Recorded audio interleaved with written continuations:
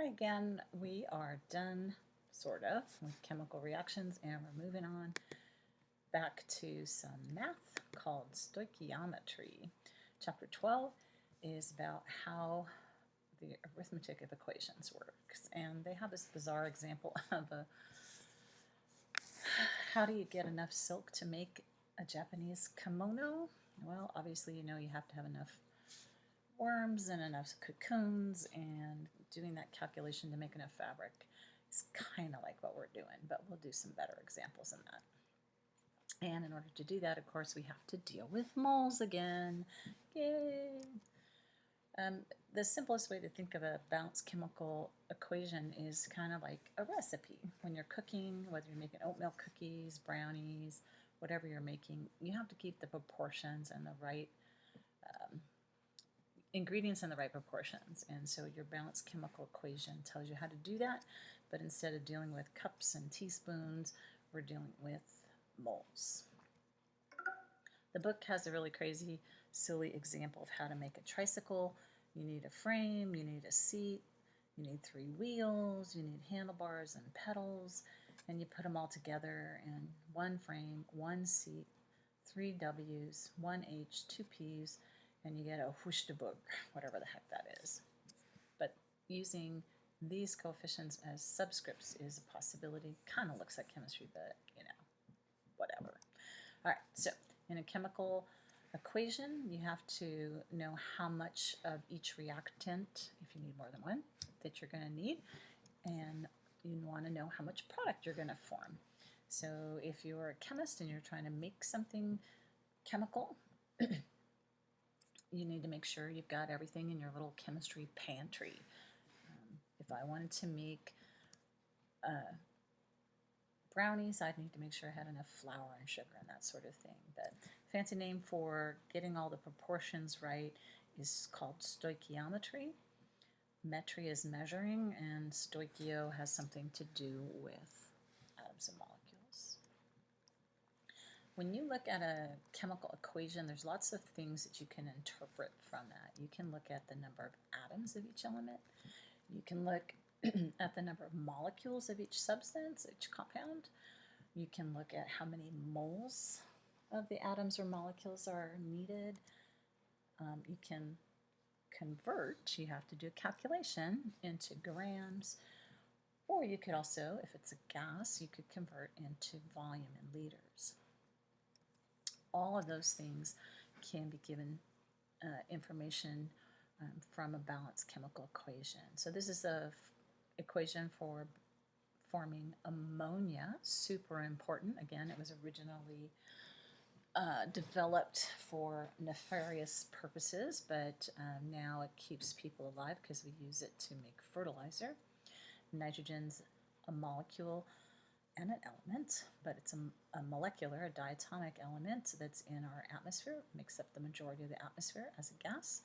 Hydrogen isn't in our atmosphere, but it is also a gas, and ammonia, when it forms, is also a gas.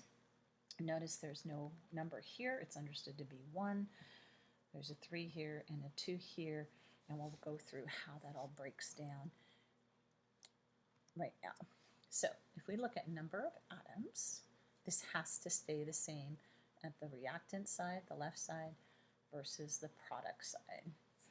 So when we look at nitrogen, it's diatomic. There's 2 nitrogen atoms.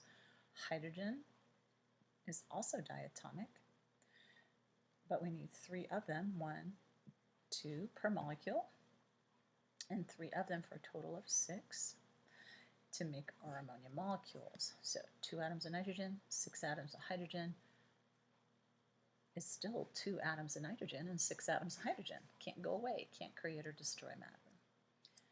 On the other hand, when we look at molecules, the quantity of molecules can change, right? We've got 1 of these, 3 of these. 1 plus 3 should be 4, except in chemistry, it's 2. Okay, so we broke apart these molecules, recombined our little Lego pieces, and made 2 new molecules that are different. So 1 and 3 makes 2.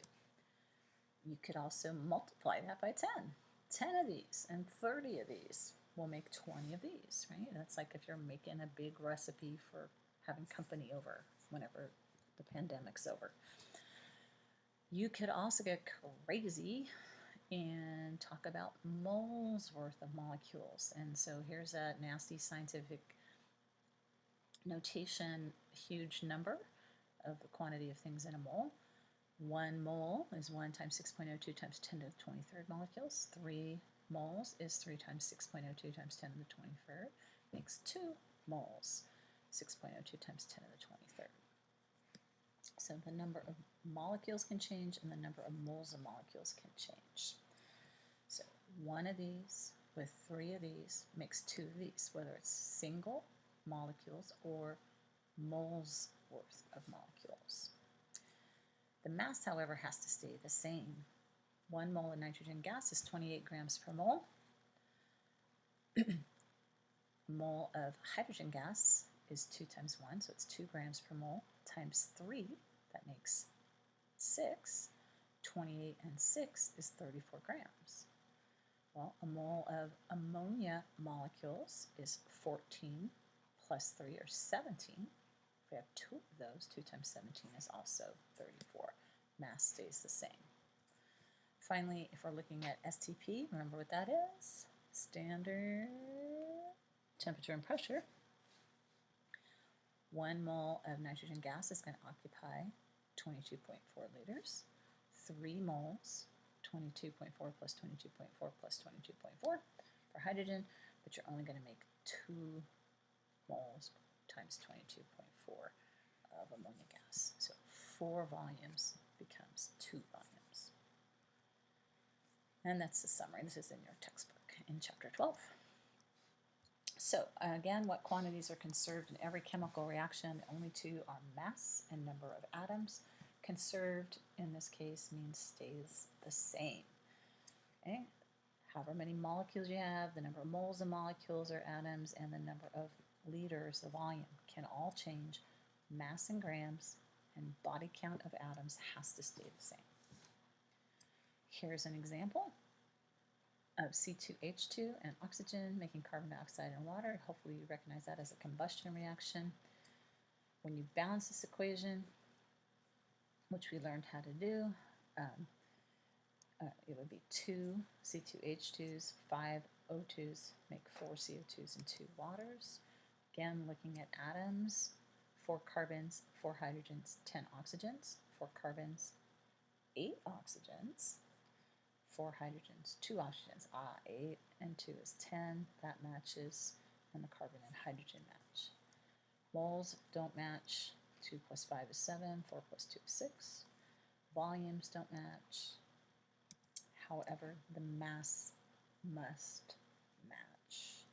Again, mass and atoms stay the same.